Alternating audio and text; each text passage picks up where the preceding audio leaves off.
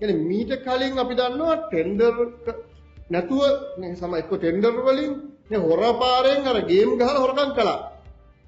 දැන් ආණ්ඩුව හොරකම් කිරීම සිස්ටමැටික් කරලා තියෙනවා. ඒ කියන්නේ ටෙන්ඩර් එක Tamanට ඕන කෙනාට දෙන්න ටෙන්ඩර් එකේ ස්පෙસિෆිකේෂන් වෙනස් කරනවා. අපි ඒක කැබ් රත කියනකොට දැක්කා, ඒක මේ ගල්ලඟුරු එකේ දැක්කා, ඒක මේ වී කොට දැක්කා. හැම ටෙන්ඩර් එකක්ම Tamanට ඕන සමාගමකට දෙන්න ස්පෙસિෆිකේෂන් ටික වෙනස් කරලා ටෙන්ඩර් එක හදලා ටෙන්ඩර් ෆික්ස් කරනවා. සමහරක් තැන්වල දැන් පුංචි ඒවාදී කෙලින්ම මේ ආණ්ඩුව කෙලින්ම ඒගොල්ලන්ගේ දේශපාලකයන්ගේ අතටම සල්ලි දෙනවා. දැන් ඔය මේ මම නියෝජනය කරන ගම්පහ ප්‍රාදේශ සභාවේ ඊටාම පුංචි මුදලක් රුපියල් 60000ක් තමයි. නමුත් මේක ප්‍රාදේශ සභා මන්ත්‍රීවරු 4 දෙනෙක්ට මන්ත්‍රීවරුන්ගේ ගිණුමට ප්‍රාදේශ සභාවේ මුදල් ලබා දීලා තිබුණා. දැන් මේක ගැන ඊයේ රූපවාහිනී වැඩසටහනකදී මම ඔවුන්ගේ මන්ත්‍රීවරුන්ගෙන් ප්‍රශ්න කළාම ඒගොල්ලෝ කියනවා ඔව් මේ රුපියල් මේ 15000 4ක්නේ. යාළුව ඕක දැන් ඔයාලා හොයාගත්තේ ලොක් වංචාව කියලා අහනවා. දැන් මම කියන්නේ ගල්ලඟුරු එක බිලියන ගානක වංචාව. රුපියල් 15000 4ක් මන්ත්‍රීවරු 4කට දුන්නා නම් මම හරියටම ගාන දන්නේ නැහැ මුළු එකතු 60000. ඒතකොට මේ 60000 දීපු එකත් වංචාවක්. මොකද ප්‍රාදේශ සභාවකට බෑ ප්‍රසම්පාදන ක්‍රියාවලියක් මිල ගණන් කැදවීමක් හරි මොකක් හරි නැතුව මේක කරන්න. ඊට පස්සේ කියලා මේ හදිස්සියක් නිසා දිත්වා නිසා හදිස්සිය වැඩිච්ච ගහක්. හදිස්සිය වැඩිච්ච ගහක් හරි හදිස්සියේ වැඩිච්ච සතෙක් වල්ලන්න හරි මේ ඕන එකකට ප්‍රාදේශ සභාව ක්‍රමයක් තියෙනවා. ඒ ආයතනවල නිලධාරීන් ඉන්නවා മന്ത്രിවරයෙක් අතර සල්ලි දීලා ඔයා මේක කරන්න කියලා කියන ක්‍රමයක් නැහැ. ඔක මම අපි මේ පුංචි උදාහරණ ගත්තේ පුංචි උදාහරණෙත් එහෙමයි ලොකු එකත් එහෙමයි.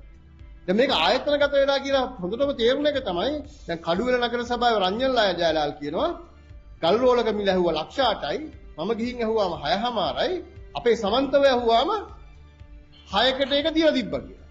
දැන් යා ඒක ප්‍රකාශ කියලා මම සමන්තතේ සල්ලි දීලා ඇහුවාම මේක 6කට දුන්නා කියලා.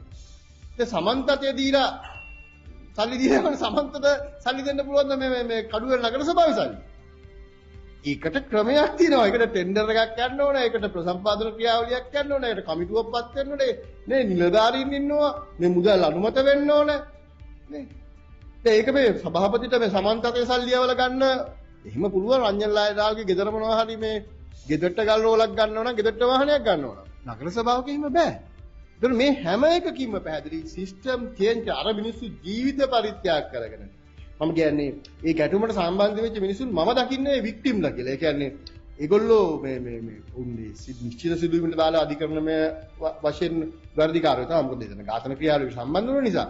නමුත් මම හිතන්නේ සමස්ත ක්‍රියාවලිය සම්පූර්ණ චිත්‍රය ගත්තන් පස්සේ මේ සාමකාමී අරගලයක් නේ දේශපාලනික අරගලයක් බවට පත් කරලා ඒක ඊට පස්සේ නේ මොකද ඒකේ ඒ අරගලයේ සාමකාමීව සමන්ට තෙල් ටිකට තිහින්ද තමන්ට ලයිට් ටිකට තිහින්ද පාරට බැස්ස මිනිසුන්ගේ අරගලය පාර්ලිමේන්තුව වට කරලා පාර්ලිමේන්තුව තමයි අන්තිම බංකරය. මේ අන්තිම බංකරය ගුහම මතක් වෙන්නේ නැහැ අර මේ ප්‍රභාක් LTT එකේ බංකර අල්ලපු විදිහනේ. ඒතකොට මේ අන්තිම බංකරය අල්ලන්න එන්න කියලා විමල් රත්නායක කිව්වා. එහෙම කියලා මේක දේශපාලනික අරගලයක් කරලා බවට පත් කරලාන් පස්සේ තමයි ඔය තත්ත්වය ඇති වුනේ. ඒ තත්ත්වය විසින් ජීවිත අහිමි වුණා. අවසානයේ මේගොල්ලන් සකම් පාර තිබුණු සිස්ටම් චේන්ජ් නේ. දැන් මේ සිස්ටම් චේන්ජ් එකවත් අඩු ගන්න මේගොල්ලෝ දෙන්න අසමත් වෙලා තියෙනවා. සිස්ටම් එක පරණ එකටත් වඩා සිස්ටමැටික් විදියට හොරගම් කරන එකක් බවට පත් කරලා තියෙනවා.